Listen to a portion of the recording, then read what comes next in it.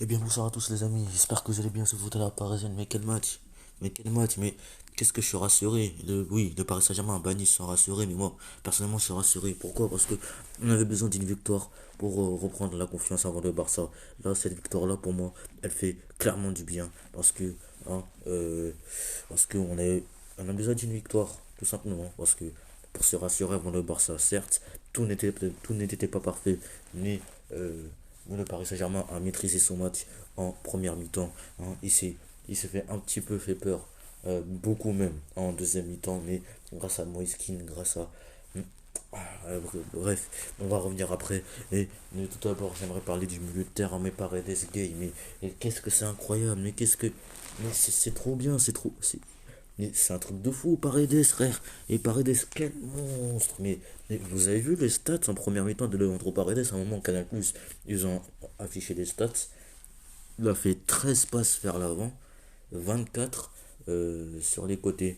Mais 13 passes vers l'avant, mais vous vous rendez compte. Mais c'est un truc de fou, ça. Mais je vous jure, c'est un truc de fou, Paredes. Et Paredes, depuis l'arrivée de Mauricio Pochettino, franchement, Paredes est devenu une pépite. Et je vous jure, hein, oui, j'ai toujours cru en lui, hein, même quand il y avait Tourelle, j'ai toujours su que c'était un bon joueur. Mais là, quelle montée de puissance de la part de Leandro Paredes. Mais Gay, c'est pareil. On retrouve peut-être enfin le Gay de l'année dernière, hein, parce que après le match comment ça s'appelle? Après le match du Real Madrid, hein, Gay, il était sensationnel sur ce match-là, mais après, ça, on l'a plus du tout vu, Idrissa Gueye. Et depuis le retour de. Enfin, non, depuis l'arrivée de Mauricio Pochettino, Gueye, incroyable. Il te récupère un nombre incalculable de ballons sur le terrain. C'est un truc de fou. Et Gueye et Paredes, et le jeu parisien est surtout passé par Paredes et Gueye. Parce que j'ai kiffé en fait. J'ai kiffé en fait, le jeu est vraiment bien construit, hein. Ça partait par Paredes, homme du match, clairement c'est lui. Après, euh, après j'aimerais parler de Draxler, parce que Draxler, non, d'abord on va parler de Kerrer, mais je vous jure Kerrer, il est meilleur en tant que latéral plutôt qu'en défense centrale, parce qu'en défense centrale, frère, il fait que de la merde en fait, il fait que de la merde. Normalement c'est son second poste, parce que il a été formé arrière droit, et arrière droit, la première chose qu'on demande, c'est de défendre. Donc normalement, il doit savoir un minimum les repères d'un défenseur central. Mais non, pour moi, il l'a pas. Donc Kerrer, pour moi, euh, comment ça s'appelle? Un pur arrière droit, c'est un pur latéral. Enfin bref, les amis, maintenant, en plus de ça, Kerrer, il est, comment ça s'appelle? Il est responsable sur le premier but de Draxler. Hop là. Je crois que c'est Paredes qui a fait la passe. Et excusez-moi, ma voix est un peu partie en couille. Je crois que c'est Paredes qui a fait la passe. Qui a fait la passe à Kerrer. Kerrer, il te, il te sort un centre à ras de terre. Icardi qui n'a pas réussi à finir, ça tombe sur le poteau. Et Draxler qui a surgi. Et ça fait 1 but à 0 pour le Paris Saint-Germain. Et pour l'instant, la première mi-temps du Paris Saint-Germain a été largement été dominée par nos Parisiens. Après, t'as eu une deuxième mi-temps où on s'est fait un peu mener, hein, pour vous dire, on s'est fait un peu fait mener, mais on s'est fait un peu mener, mais à cause de Marquinhos, voilà, tout simplement à cause de Marquinhos, ils te sortent une erreur, j'ai pas compris, frère. Qu'est-ce qu'il a fait Marquinhos? Pourquoi il a voulu dégager? Je sais pas moi, ressort à ton goal, fais la passe à ton goal, ou dégage là où il n'y a pas de joueur. Mais wesh, et Marquinhos, il te fait une erreur comme ça. Bon, on sait très bien qu'il la fera plus jamais, hein. Enfin, j'espère. On sait très bien que c'est rare de faire ça, mais quand même, Marquinhos, ouais, moi, ça fait longtemps que j'ai pas vu un Ramos faire ça, moi. Je vous jure, j'ai pas vu ça.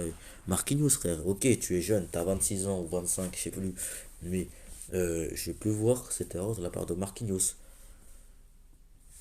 Après, tu as eu Kimpembe. Kimpembe, hein, comme d'habitude, hein, Kimpembe est beaucoup plus rassuré quand il y a Marquinhos à ses côtés.